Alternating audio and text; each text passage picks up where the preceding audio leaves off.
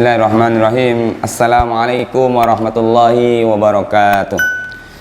Innal hamdalillah nahmaduhu wa nasta'inuhu wa nastaghfiruh wa nastahdihi wa natubu ilaihi wa na'udzu bihi min shururi anfusina wa sayyiati a'malina. May yahdihillahu fala mudilla lahu wa may yudlil fala hadiyalah. Asyhadu an la ilaha illallah wa asyhadu anna Muhammadan abduhu wa rasuluhu la rasula wa la nabiyya ba'dah. Yaqulu tabaraka wa ta'ala fi kitabihil karim, a'udzu billahi minasyaitonir rajim. Ya ayyuhalladzina amanu taqullaha haqqa tuqatih wa la tamutunna illa wa antum muslimun. Wa qala ya ayyuhalladzina amanu ya ayyuhan nasu taqu rabbakumul ladzi khalaqakum min nafsin wahidah wa khalaqa minha zawjaha wa bassa minhuma rijalan katsiran wa nisaa'a wattaqullaha alladzi tasaaluna bihi wal arham innallaha kana 'alaikum raqiba. Wa qala qul hal yastawil ladzina ya'lamuna wal ladzina la ya'lamun. Wa qala yarfa'illahu alladhina amanu minkum walladhina utul ilma darajat. Wa qala alaihi salatu wassalamu fi hadisihi ala inna fil jasadi mudghatan fa idza saluhat saluha sa'iru amali fa idza saluhat sa'iru jasadu kulluh wa idza fasadat jasadu kulluh ala wa hiyal qalbu aw kama qala alaihi salatu wassalam. Wa qala fi hadisin akhar may yuridillahu bihi khairan yufaqihu fid din. Amma ba'du, Allahumma la sahla ila ma ja'altahu sahla wa anta taj'alil hazana idza syi'ta sahla. Kaum muslimin rahimakumullah, puji syukur senantiasa kita aturkan kehadirat Allah Subhanahu wa taala pada pagi menjelang subuh ini. Kita bersama-sama diberikan kesempatan oleh Allah Ta'ala untuk melaksanakan salah satu di antara sunnah ibadah siam di bulan Ramadan adalah melaksanakan sahur. Rasulullah SAW menyatakan dalam riwayatnya, tasakharu fa inna fis sahuri barakatun. Makanlah sahur kalian, karena sesungguhnya di dalam makan sahur itu ada keberkahan. Alhamdulillah, pada saat ini di bulan Ramadan Allah Ta'ala memberikan ujian yang berat kepada kita.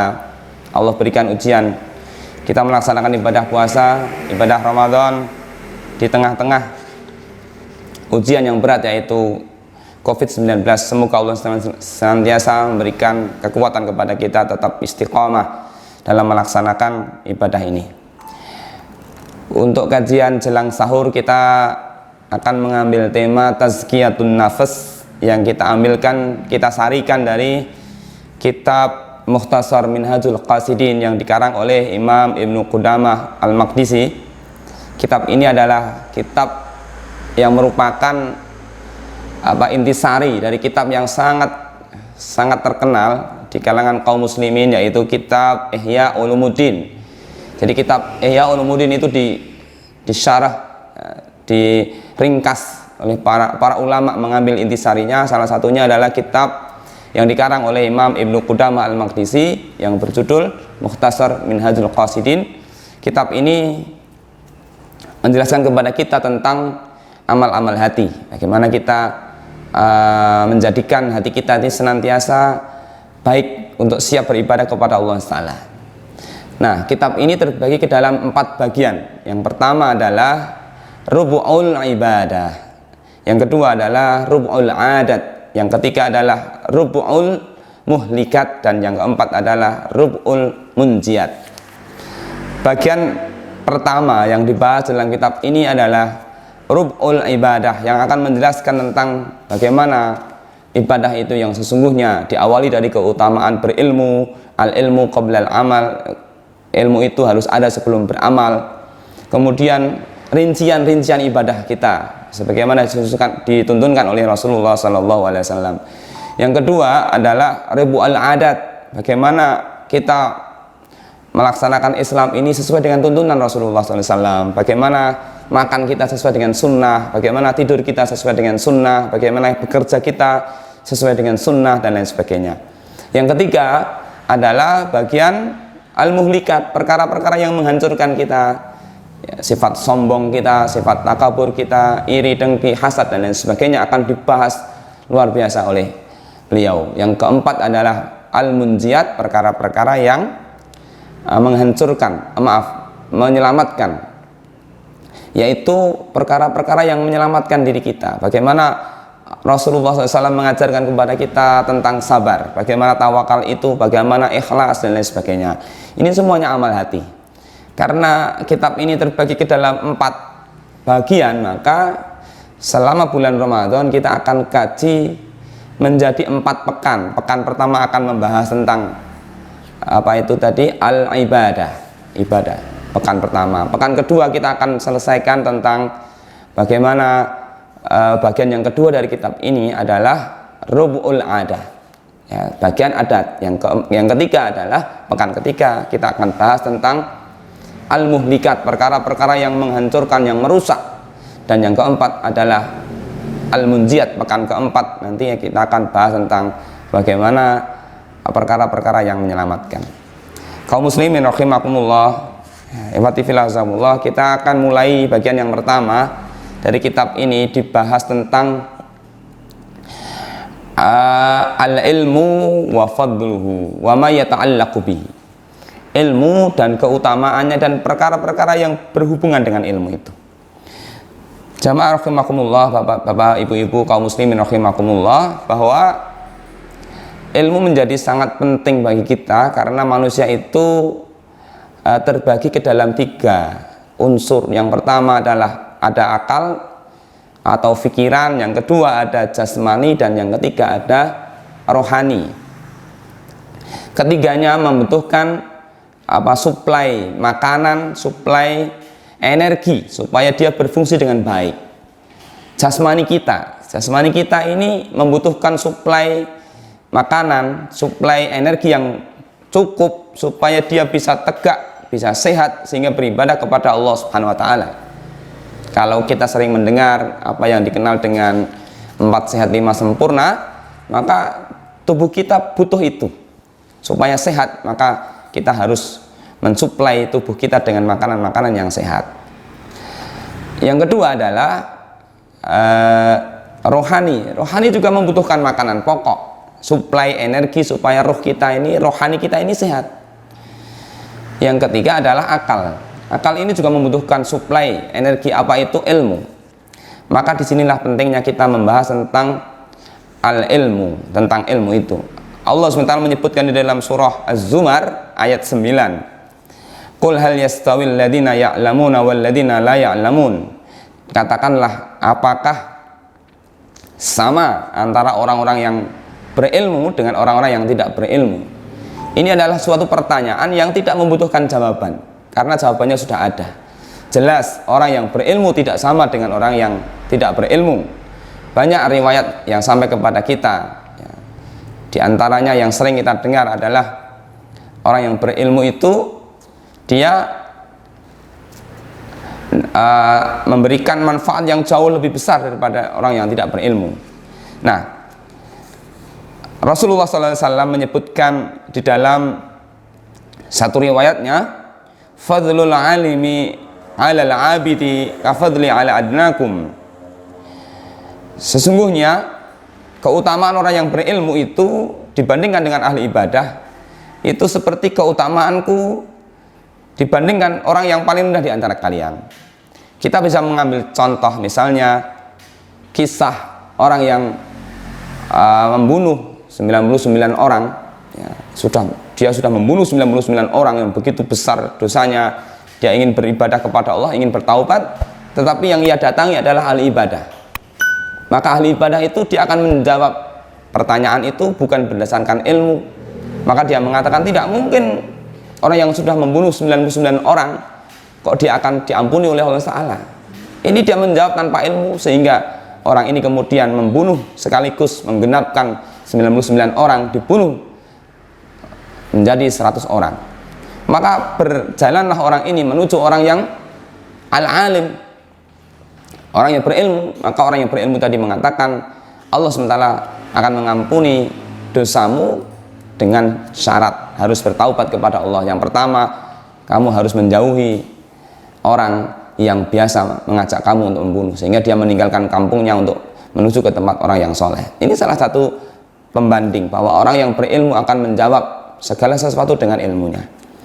Maka di dalam riwayat Imam Tirmidzi, Rasulullah SAW menyatakan, innallaha wa malaikatahu wa ahlus samawati wal ardi hatta namlah fi juhriha wa hatta al-hut la yusalluna ala muallimin nasa al khair. Sesungguhnya Allah dan para malaikatnya dan para penduduk langit dan bumi, ya, hatta namlah, sampai semut yang ada di lubangnya, wa hatta al-hut, juga sampai ikan-ikan yang ada di laut, la yusalluna ala muallimin nasal khaira, akan mendoakan orang-orang yang mengajarkan kebaikan kepada manusia. Jadi seluruh penduduk langit dan bumi, baik itu ada semut, bahkan ikan-ikan yang ada di laut, itu semuanya mendoakan orang-orang yang mengajarkan ilmu kebaikan kepada manusia. Kemudian di dalam riwayat yang lain, Rasulullah SAW menyatakan fadlul alim 'alal 'abidi ka fadlil qamari lailatal badr. Keutamaan orang yang berilmu di antara kalian dengan orang yang beribadah adalah seperti keutamaan bulan di malam bulan purnama yang begitu luar biasa. Bulan purnama digambarkan seperti orang yang berilmu, sementara bintang-bintang yang ada di langit itu digambarkan orang-orang yang ahli ibadah. Ikhwatifillah, kaum muslimin yang rahmatullah ta'ala, ketika kita membandingkan antara orang yang berilmu dengan orang yang tidak berilmu, maka kita bisa melihat lagi di dalam kisah yang sering kita dengar tentang bagaimana Allah SWT memuliakan Nabi Khidir dengan Nabi Musa alaihissalam. Nabi Musa adalah nabi yang para ulama bersepakat bahwa Nabi Musa adalah nabi. Tidak ada ulama yang menyelisih bahwa Nabi Musa adalah seorang nabi. Tetapi Khidir itu diperselisihkan oleh para ulama, mukhtalaf alaihi, diperselisihkan apakah dia seorang yang soleh saja atau dia juga seorang nabi. Dalam perjalanannya kita bisa melihat bagaimana kisah itu diabadikan oleh Allah Ta'ala di dalam surah Al-Kahfi. Tapi kenapa Nabi Musa yang status kenabiannya sudah jelas diperintahkan oleh Allah Ta'ala untuk bertemu dan berguru kepada Khidir?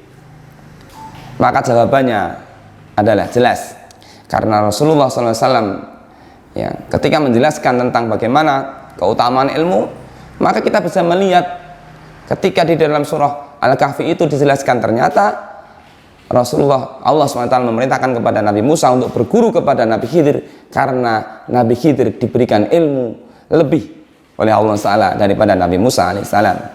Berarti orang yang berilmu mempunyai kedudukan yang mulia.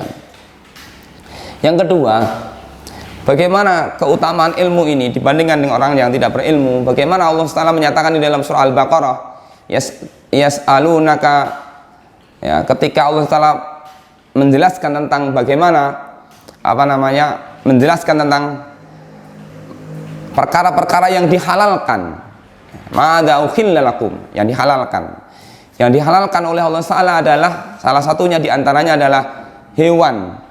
Ketika Allah membandingkan antara seekor anjing yang menjadi pemburu makanan, ya, dijadikan sebagai alat berburu, yang satu ekor anjing digunakan untuk berburu, yang satu juga untuk berburu, yang satu anjing ini digunakan, dilatih, diberikan ilmu oleh majikannya, ya, dilatih bagaimana cara menangkap buruan, sementara yang satu ekor anjing ini tidak dilatih. Maka ketika melepas dua ekor anjing ini dilepas untuk menangkap buruannya, yang pertama anjing yang dilatih dengan ilmu bagaimana cara menangkapnya, bagaimana cara berburu itu dilatih, diberikan ilmu kepadanya, dilepaskan dengan bacaan basmalah, bismillahirrahmanirrahim, maka hasil buruannya menjadi halal. Sementara anjing yang dilepas, yang tanpa diberikan bekal ilmu, nah statusnya haram. Kaum muslimin rahimakumullah. Nah, ini diantara keutamaan berilmu. Makanya para ulama menyatakan bahwa al-ilmu qoblal qauli wal amali. Ilmu harus ada sebelum berkata dan berbuat. Amal harus didahului dengan ilmu. Al-ilmu imamul amal. Nah, innal malaikata la tadau ajnihataha li talibil ilmi ridha bima yatlub. Sesungguhnya para malaikat akan meletakkan sayap-sayapnya li talibil ilm, bagi para penuntut ilmu. Para malaikat akan meletakkan sayap-sayapnya Para ulama menyebutkan bahwa makna daripada meletakkan sayapnya ini mengandung 3 pengertian. Yang pertama adalah, makna yang pertama adalah meletakkan sayap itu betul-betul malaikat mengembangkan sayapnya, menghamparkan sayapnya. Ini makna yang pertama. Sebagaimana dalam riwayat yang lain kita mendapatkan keterangan bahwa para malaikat itu salah satunya adalah malaikat Jibril. Beliau mempunyai sayap berjumlah 600 sayap yang membentang dari minal masyriqi ilal maghrib, dari ujung ufuk barat sampai ujung timur. Ini yang pertama. Kemudian yang kedua, makna yang kedua adalah maksud daripada meletakkan sayapnya kepada orang-orang yang menuntut ilmu adalah at-tawadhu li thalibil ilmi. Orang-orang malaikat ini akan bersikap tawadhu kepada orang yang berilmu, akan menghormati, akan memuliakan orang-orang yang berilmu. Yang ketiga adalah yang dimaksud malaikat mengepakkan sayapnya, membentangkan sayapnya itu adalah ketika malaikat mendapati seorang yang berilmu, ya, mendapati majelis-majelis ilmu, maka malaikat itu akan turun, berhenti terbang, dan dia akan bergabung dengan majelis ilmu. Dan ini sesuai dengan hadis yang disampaikan oleh Rasulullah SAW sebagaimana dinukil oleh Imam Ibnu Qayyim al-Jauziyah di dalam kitab Jala'ul Afham fi Fadlati Sholati ala Nabi Muhammad SAW.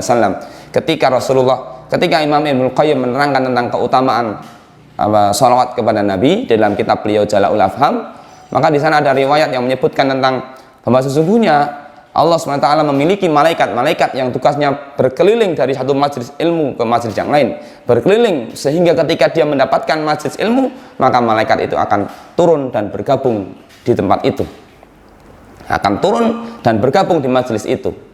Ketika dia bergabung, maka malaikat itu akan ikut mendengarkan majelis itu, sehingga ketika orang-orang yang hadir di majelis itu kemudian bersolawat kepada Nabi, maka malaikat itu pun juga ikut bersolawat kepada Nabi. Ketika para jamaah yang hadir di majelis ilmu itu kemudian dia mendoakan saudara-saudaranya yang terkena musibah, maka malaikat itu pun akan ammanu ala du'aihim. Kaum muslimin rahimakumullah, ini 3 makna yang disebutkan oleh para ulama tentang bahwa sesungguhnya para malaikat akan menaungi majelis ilmu dengan sayap-sayapnya. Kemudian yang berikutnya Rasulullah SAW menyebutkan kepada kita, man salaka tariqan yaltamisu fihi ilman sahalallahu lahu tariqan ilal jannah. Barang siapa yang menempuh suatu perjalanan, yang perjalanan itu dia tujukan untuk mendapatkan ilmu, maka Allah akan mudahkan jalannya ke surga. Ikhwati fillah azamullah, kaum muslimin yang senantiasa dirahmati Allah SWT, ada satu keterangan yang sangat menarik yang diungkapkan oleh Imam Ahmad Ibnu Rajab Al-Hambali. Ibnu Rajab pernah menyatakan kepada kita, memberikan uraian yang cukup sangat bagus sekali ketika membandingkan tentang keutamaan kebutuhan manusia akan ilmu. Beliau menggambarkan, inna ihtijajan nasi ilal ilmi ahwaju ilaihi min ihtijajihi ila aklin wa syurbin. Sesungguhnya kebutuhan manusia akan ilmu itu lebih dia butuhkan daripada kebutuhan dia kepada makan dan minum. Apa yang dimaksud dengan pernyataan ini? Bahwa kebutuhan manusia akan ilmu yang menyelamatkan dia, ilmu yang mengajak dia kepada jalan ke surga, yang menjauhkan dia dari jalan-jalan neraka, itu jauh lebih dibutuhkan manusia daripada kebutuhan dia akan makan dan minum. Kalau manusia itu diberikan kecukupan harta, kemudian dia bisa makan dan minum mungkin sehari bukan hanya 3 kali, mungkin 4 kali, 5 kali, dia akan makan apapun dia bisa karena kecukupan harta. Sementara dia tidak tahu tentang ilmu yang menuntun dia ke jalan yang kebenaran, tidak tahu tentang ilmu yang menuju kepada jannah dan ilmu yang menjauhkan dia dari neraka, maka dia akan makan dan minum terus-menerus, sementara ketika dia meninggal dunia tidak ada kejelasan nasibnya. Tetapi seandainya ada orang yang diberikan ujian oleh Allah Ta'ala, harta tidak terlalu banyak yang dia miliki, tetapi dia tahu, dia memahami tentang ilmu, bagaimana ilmu yang menyelamatkan dia dari siksa api neraka, ilmu yang mengajak dia kepada surga, maka orang ini jauh lebih punya kesempatan untuk mendapatkan surga daripada tipe orang yang pertama. Maka bisa jadi kebutuhan kita kepada ilmu lebih banyak, lebih dari 3 kali. Kalau orang hanya mengejar makan dan minum sehari 3 kali, kita mungkin bisa lebih dari 3 kali kita baca, mungkin lewat termasuk media yang kita pakai pada pagi hari ini. Kaum muslimin rahimakumullah, Rasulullah sallallahu alaihi wasallam menggambarkan sampainya ilmu itu kepada kita digambarkan sebagaimana disebutkan di dalam hadis yang sahih yang diriwayatkan oleh Imam Al-Bukhari dan Imam Muslim. Rasulullah SAW menyatakan, inna masala ma ba'asani Allahu bihi minal huda wal ilm kama sali ghaisin asaba ardan fakanat minha ta'ifatan tayyibah qabilatil ma fa'ambatatil kala wal ushba al kathir wa kana minha ajadib amsakatil ma fanafa Allahu biha an-nasu fasharibu wa saqaw wa zara'u wa asaba minha ta'ifatan ukhra innama hiya qi'anun la tumsiku ma'an wala tumbitu kala'an fadzalika masalun man faquha fid dinillahi wa nafa'ahu Allahu bihi wa nafa'allahu bima ba'asaniya bihi fa'alima wa 'allama wa masalun man lam yarfa bidzalika ra'san wa lam yaqbal hudallahi alladzi ursiltu bihi akhrajahu fi sahihaini. Sesungguhnya permisalan yang Allah utus denganku petunjuk dan ilmu, jadi gambaran permisalan yang Allah gambarkan ya, ketika Allah SWT menurunkan ilmu itu kepada manusia, maka ilmu yang Allah turunkan kepada manusia itu digambarkan seperti hujan yang turun ya, seperti hujan yang turun ke bumi, maka bumi itu akan terbagi menjadi 3 ya, menjadi 3. Bagian yang pertama adalah tanah yang menerima hujan itu, kemudian tanah itu menjadi subur, dia bisa menumbuhkan padang rumput yang luar biasa, yang padang rumput dan tanaman, semua tanaman-tanaman itu akan tumbuh dengan baik. Ini tipe pertama, tanah yang subur menerima hujan dari langit. Yang kedua, ada kalanya hujan itu turun tidak pada tanah yang subur, tetapi pada tanah yang kering, pada tanah yang keras. Dia hanya bisa menampung air, tetapi tidak bisa menumbuhkan tanaman ya, kita bisa melihat ada danau, ada tempat-tempat yang lain yang hanya bisa menampung air. Dari tempat itu manusia bisa mengambil air itu untuk minum, bisa digunakan untuk memberikan minum ternaknya atau yang lainnya. Kemudian tapi ada bentuk yang ketiga, yaitu air yang turun itu tidak menimpa pada tanah yang subur, tidak menimpa pada tanah yang bisa menampung air, tapi tanah yang tandus. Dia tidak bisa menumbuhkan tanaman, dia tidak bisa menampung air, tetapi dia hanya air jatuh kepadanya, tidak bisa menumbuhkan apa-apa. Maka sebagaimana ilmu juga seperti itu. Ada ilmu yang turun kepada seseorang, dia persis seperti tanah yang subur, bisa menumbuhkan manfaat yang luar biasa. Tinggal kita termasuk bagian dari yang mana. Kaum muslimin rahimakumullah, ini keutamaan ilmu. Maka penting sekali agar kita ini bisa belajar tentang ilmu. Kemudian para ulama membagi bahwa ilmu itu dibagi ke dalam beberapa kategori ya. Rasulullah SAW menyatakan thalabul ilmi faridatun ala kulli muslimin.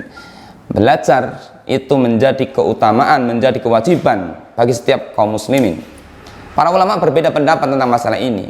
Ilmu apa yang diwajibkan oleh Allah SWT kepada setiap kaum muslimin. Maka ada di antara mereka yang memahami bahwa ikhtalafan nasu fi dzalika faqala al-fuqaha, orang-orang ahli fikih, para ulama ahli fikih mengatakan bahwa ilmu yang dimaksud itu adalah ilmu fikih, ilmu tentang beribadah kepada Allah SWT. Kenapa? Karena dengan ilmu biha yu'raful halal wal haram, dengan ilmu fikih itu manusia akan mengenal mana halal mana haram. Ini menurut pendapat ahli fikih. Maka kemudian yang kedua, qala al-mufassirun wal muhaddisun, sementara ahli tafsir dan ahli hadis mereka mengatakan bahwa yang dimaksud dengan ilmu adalah ilmul kitab wa sunnah, ilmu tentang kitab dan sunnah, ilmu tentang Quran dan sunnah. Bagaimana kita memahami tentang Al-Quran dan bagaimana kita memahami tentang sunnah Rasulullah SAW. Kenapa ilmu yang dimaksud ini adalah ilmu kitab dan sunnah? Idh bihima yatawassalu ila ulumi kulliha. Karena dengan memahami kedua sumber utama ini, dengan memahami Quran dan sunnah, manusia akan menguasai seluruh ilmu yang lain. Kemudian yang ketiga, ada pendapat dari kalangan kaum sufi yang mengatakan bahwa yang dimaksud dengan ilmu dalam riwayat ini adalah ilmu tentang ikhlas. Ya. Sementara Imam Ibnu Qudamah Al-Maqdisi menguatkan pendapat yang ketiga, yang keempat, yaitu yang dimaksud dengan ilmu di sini yang wajib hukumnya kepada manusia, setiap kaum muslimin, yang wajib adalah ilmu muamalah, ilmu interaksi bainal abdi wa rabbih, ilmu bagaimana seorang hamba berinteraksi dengan Tuhannya, dengan Rabbnya. Ini yang wajib harus difahami setiap kaum muslimin. Ilmu yang membuat kita benar keyakinan kita, ilmu yang membuat kita benar ibadah kita, ilmu yang membuat kita benar keyakinan kita. Ini wajib bagi setiap kaum muslimin. Maka ada pembagian ilmu yang sifatnya fardhu ain, yang wajib setiap orang tidak boleh lepas darinya. Ada yang sifatnya fardhu kifayah, ada ilmu yang sifatnya mubah, bahkan ada ilmu yang sifatnya haram. Maka kita akan melihat bagaimana penjelasan para ulama tentang masalah ini. Yang pertama adalah ilmu yang wajib yang disebutkan oleh Imam Ibnu Qudamah, al-muamalah bainal abdi wa rabbih. Bagaimana seorang manusia itu berinteraksi antara seorang manusia dengan Allah SWT. Maka ilmu inilah yang wajib untuk diketahui setiap orang. Bagaimana beribadah salat yang benar, ini wajib bagi setiap orang harus tahu. Bagaimana melaksanakan puasa yang benar, bagaimana sahur yang benar, bagaimana berbuka yang benar, itu wajib untuk diketahui. Tidak bisa diwakilkan kepada orang lain.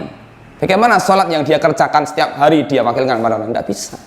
Maka ini wajib, setiap orang harus tahu. Ini yang fardhu ain. Kemudian yang kedua adalah fardhu kifayah. Fardhu kifayah. Apa itu fardhu kifayah? Fahuwa ilmun la yustaghna anhu fi qimamin min umuri dunya. Ya. Fardhu kifayah, yaitu ilmu yang membuat masalah dunia ini tegak. Ya, urusan-urusan dunia ini tegak. Katibi, seperti ilmu tentang pengobatan, ilmu tentang kedokteran, tentang kesehatan, itu tidak setiap orang harus tahu.